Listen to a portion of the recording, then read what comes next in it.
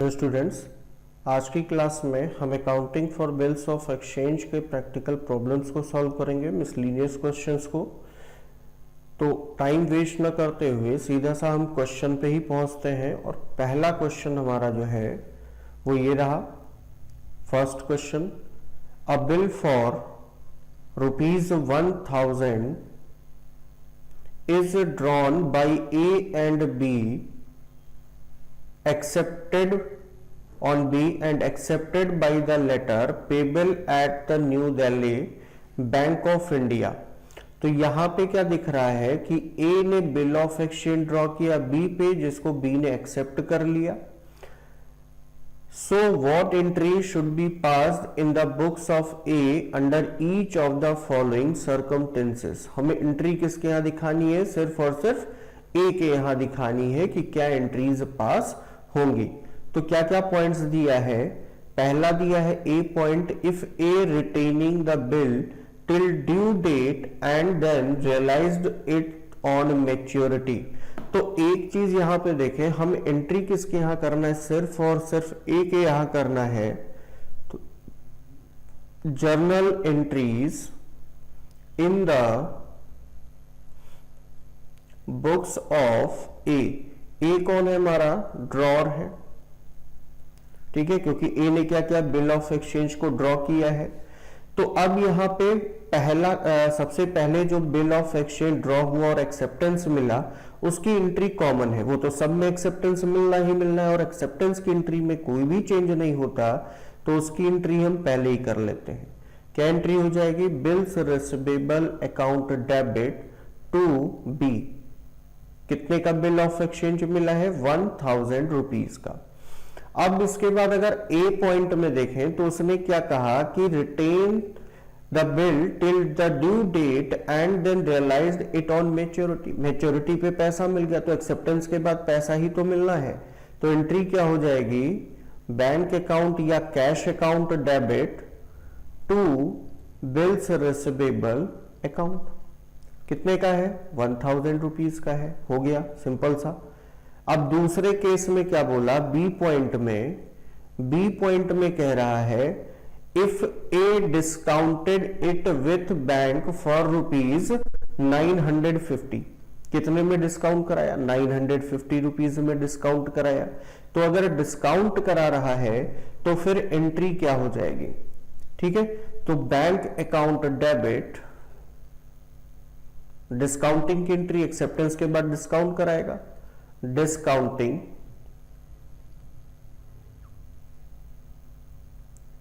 Charge account debit to bills receivable account. तो कितने में डिस्काउंट कराया? 950 रुपीज में, तो 950, ठीक है। फिर इसके बाद डिस्काउंटिंग चार्ज कितना हो जाएगा? 1000 का बिल ऑफ एक्सचेंज था, 950 में डिस्काउंट कराया तो 50 रुपीज क्या हो जाएगा? डिस्काउंटिंग चार्ज, ठीक। अब यहां पे देखिए एक पॉइंट लास्ट में लिखा है also give the necessary entries in each of the cases if the bill is dishonoured. तो साथ में समझाते चल रहे दोनों पॉइंट को, ठीक है। तो यहां तक तो आपका कॉमन है, इसमें कोई चेंज नहीं होना। ये पहले केस का, और ये हम बोल रहे हैं किसका? डिसऑनर का। किसका बोल रहे हैं? डिसऑनर। अगर डिसऑनर्ड हो रहा है तो उस कंडीशन में, तो पहले केस का इसका क्या हो जाएगा? अगर ये डिसऑनर हो गया तो इसकी जगह पे क्या एंट्री हो जाएगी? Drawee debit. ड्रॉई कौन है? B debit to bill receivable account हो जाएगा। कितना? 1000। दूसरे केस में जो बोला था, तो दूसरे केस में इसने कहा था बैंक से डिस्काउंट कराया, तो मैच्योरिटी पे अगर पैसा मिल रहा है तो नो एंट्री, कोई एंट्री नहीं होगी। लेकिन अगर डिसऑनर हो गया तो डिसऑनर होने पे एंट्री क्या होगी? ड्रॉई हो जाएगा debit, B debit to bank से डिस्काउंट करा रखा है तो क्रेडिट क्या होगा? Bank account. कितना? जितना बिल ऑफ एक्सचेंज का अमाउंट है 1000 रुपीज, ठीक है। अब इसके आगे अगर बढ़े तो तीसरा केस हम देखेंगे, और तीसरे केस में क्या बोला है इसने? If A endorse it to his creditor C in full settlement of his debt। तो इसने क्या किया? एंडोर्स कर दिया बिल ऑफ एक्सचेंज को। सी पॉइंट में क्या बोला है, एंडोर्स कर दिया। तो C debit, endorse C debit to bills receivable account 1000 rupees, endorse कर दिया। ऑन मेच्योरिटी अगर पेमेंट मिल रहा है तो नो एंट्री, लेकिन अगर डिसऑनर हो गया तो डिसऑनर होने की कंडीशन में एंट्री क्या हो जाएगी, drawee debit to endorsee. Endorsee कौन है हमारा, सी है, और बिल ऑफ एक्सचेंज का अमाउंट कितना है, 1000 रुपीज है। ठीक है, अब इसके बाद लास्ट पॉइंट जो दिया है, if A send it to his bank for collection, कहां भेज दिया, बैंक में कलेक्शन के लिए भेज दिया। कौन से पॉइंट में बोला है, डी पॉइंट में बोला है। तो डी पॉइंट में जब कलेक्शन के लिए भेजेंगे तो एंट्री क्या होगी, bill send for collection account debit to bills receivable account. Bill of exchange कितने का है, 1000 का। मेच्योरिटी पे पैसा मिलेगा तो एंट्री क्या हो जाएगी, bank account debit to bill send for collection account 1000 rupees, ये एंट्री हो गई। लेकिन अगर यही बिल ऑफ एक्सचेंज डिसऑनर हो गया तो डिसऑनर की कंडीशन में ये वाली एंट्री तो करनी ही करनी है।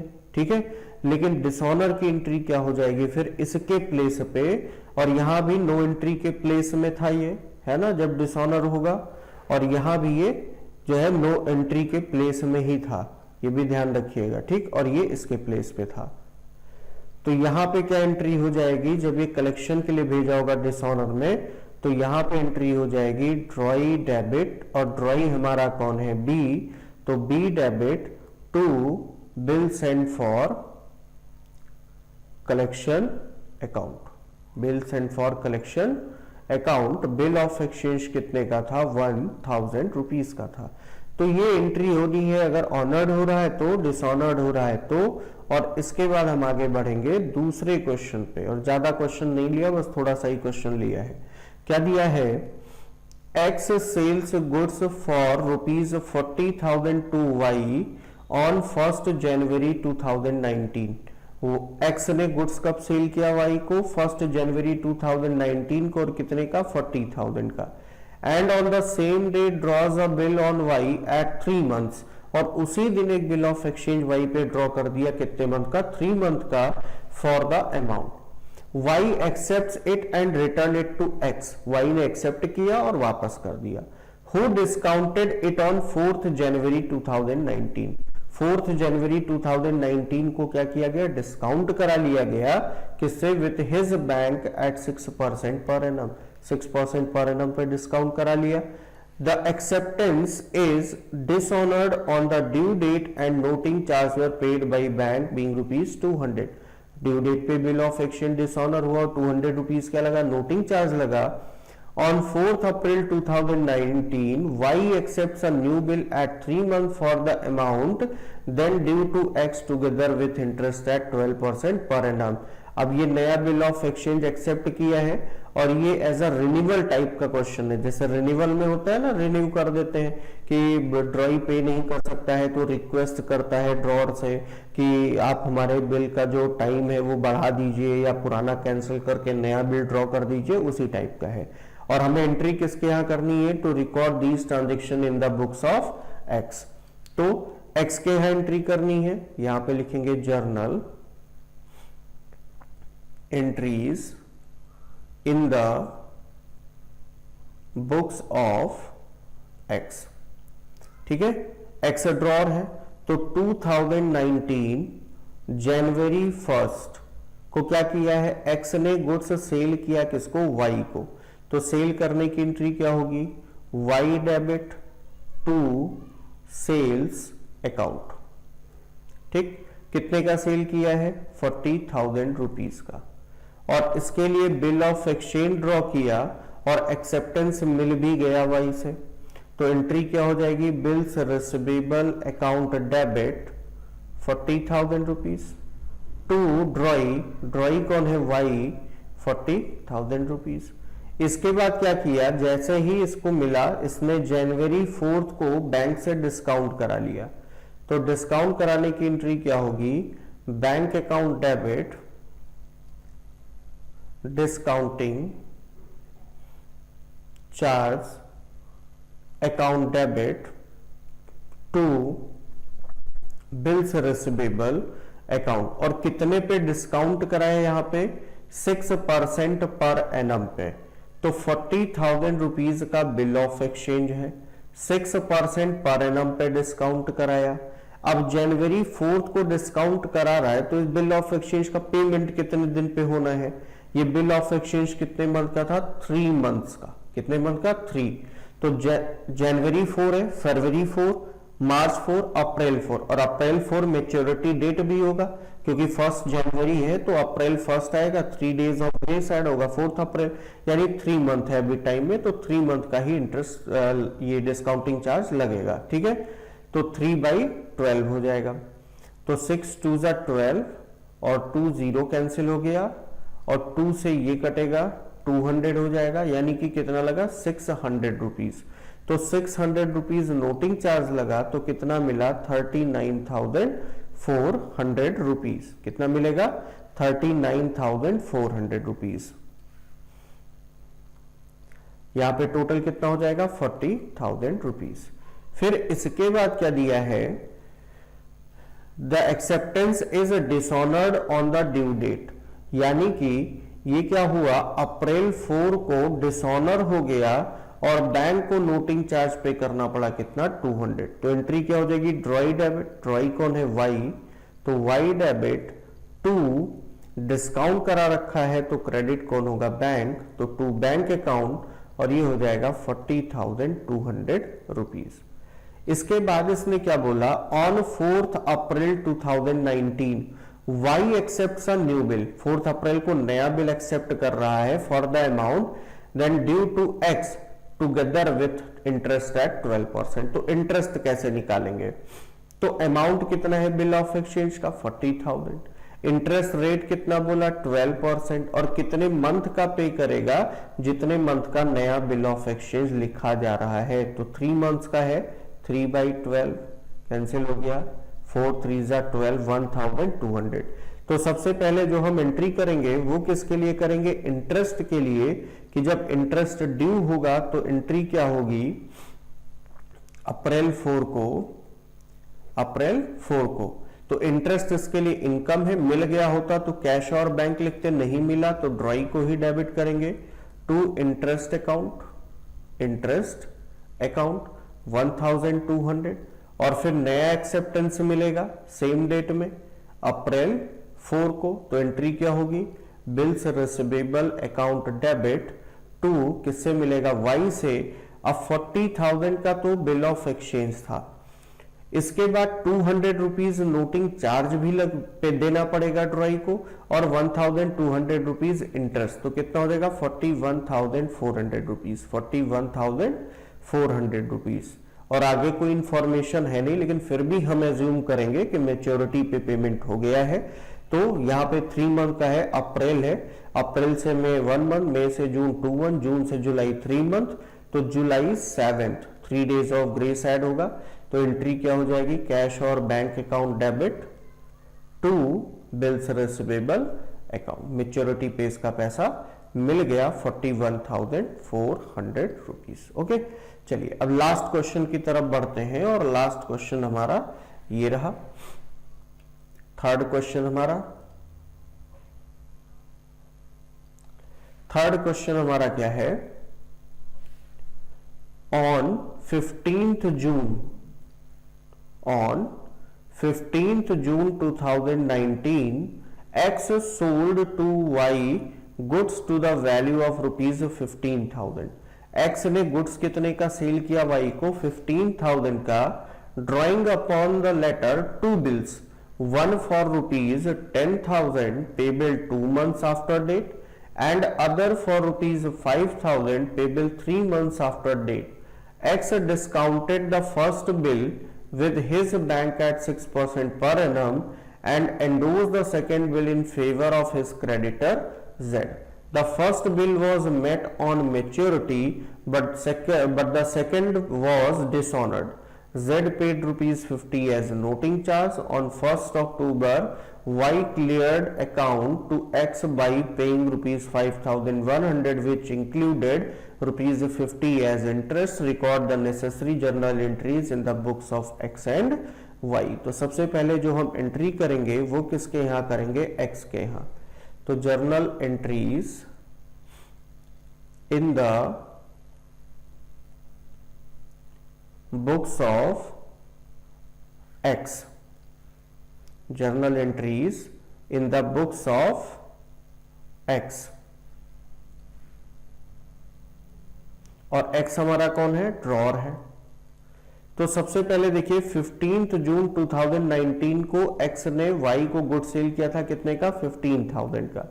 तो 2019 जून 15 Y को सेल किया तो Y debit to sales account. कितने का सेल किया? 15,000 का. इसके बाद क्या दिया है?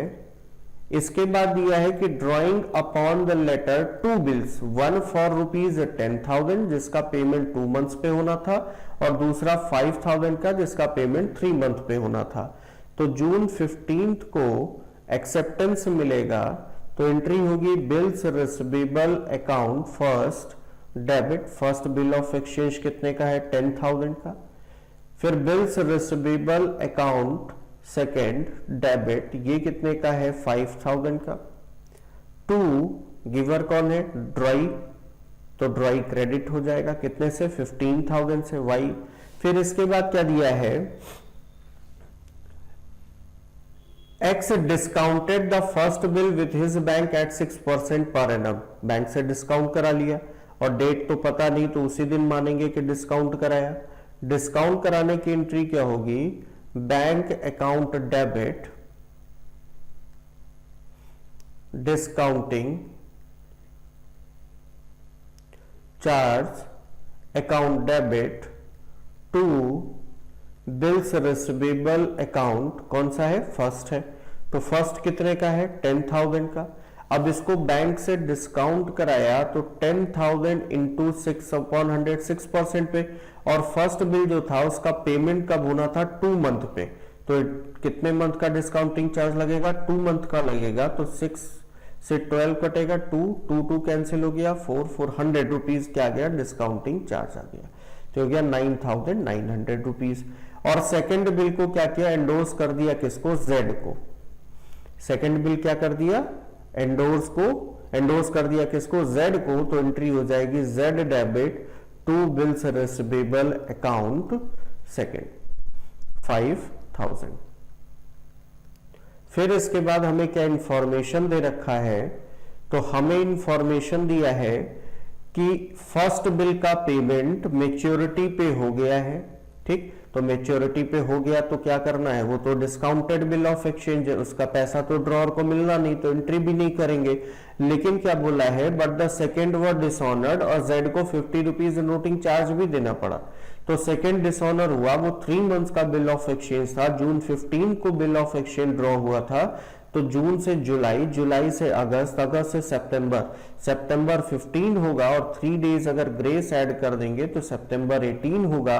और एंट्री क्या होगी कि drawee debit to endorsee. Endorsee कौन है? जेड.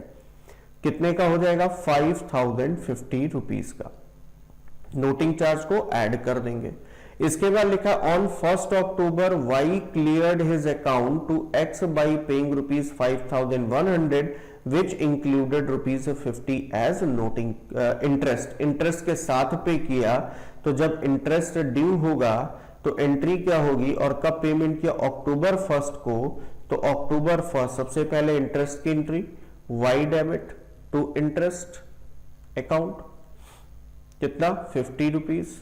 और फिर इसके बाद अक्टूबर 1 को पैसा मिल गया है तो cash account debit to Y कितना मिला? 5,100. और 5,100 क्यों मिला? कि 5,000 का बिल ऑफ एक्सचेंज था, 50 रुपीज नोटिंग चार्ज देना पड़ा. क्या देना पड़ा? Noting charge. और 50 रुपीज किसका है, इंटरेस्ट का। तो टोटल कुल मिला के कितना 5100 रुपीज रिसीव हुआ। ठीक, अब वाई के यहां एंट्री करनी है और वाई कौन है हमारा, ड्रॉई। तो journal entries in the books of Y, Y कौन है हमारा, ड्रॉई। तो यहां पे जून 15 को सबसे पहले इसने क्या किया था, परचेज किया था गुड्स। तो एंट्री क्या होगी, परचेजेस अकाउंट डेबिट, और किससे परचेज किया, एक्स से, कितने का, 15,000 का। इसके बाद एक्स ने दो बिल ऑफ एक्सचेंज लिखे, एक लिखा 10,000 का, दूसरा लिखा 5,000 का जून 15 को, जिसका एक्सेप्टेंस वाई ने दे दिया है। तो एंट्री क्या हो जाएगी इसके यहां, ड्रॉर डेबिट एक्स है to bills payable account first to bills payable account second. First कितने का, 10,000 का, सेकंड कितने का, 5,000 का, टोटल 15,000। इसके बाद फर्स्ट बिल मैच्योरिटी पे ऑनर्ड हो गया, यानी पेमेंट हो गया। इसको डिस्काउंट या एंडोर्स से कोई लेना देना नहीं होता ड्रॉई को। तो फर्स्ट बिल 2 मंथ का था, सबसे पहले ड्यू डेट इसी का आएगा। तो जून 15 है, जुलाई अगस्त, अगस्त 18 हो जाएगा। पेमेंट इसने किया है तो bills payable account first debit to cash और बैंक अकाउंट 10,000। लेकिन सेकंड बिल मैच्योरिटी पे डिसऑनर हुआ और नोटिंग चार्ज भी लगा। तो सितंबर 18 को एंट्री क्या हो जाएगी सेकंड बिल के डिसऑनर होने की, bills payable account second debit, noting charge भी लगा है तो noting charge account debit to drawer, drawer कौन है, एक्स, 5,000, 50 रुपीज नोटिंग चार्ज, 5,050। इसके बाद क्या हुआ है, इसके बाद इसने अक्टूबर 1 को पूरा पेमेंट कर दिया विथ इंटरेस्ट। तो एंट्री क्या हो जाएगी, अक्टूबर 1 सबसे पहले इंटरेस्ट ड्यू होगा तो interest account debit to X 50 rupees, और फिर इसने अपना अकाउंट क्लियर कर दिया है अक्टूबर 1 को। तो एंट्री क्या हो जाएगी, एक्स डेबिट, क्योंकि एक्स रिसीवर है इसके लिए, टू कैश और बैंक अकाउंट। कितना हो जाएगा, 5,100 रुपीज। तो ये आपके क्वेश्चंस हुए कंप्लीट। ठीक है, और जितने भी क्वेश्चन थे या जो इंपॉर्टेंट क्वेश्चन थे वो सारे क्वेश्चन हमने आपको करा दिए हैं। अब इसके बाद नेक्स्ट क्लास में हम नया चैप्टर पढ़ेंगे और हमारा accounting for bill of exchange complete हो चुका है। Thank you.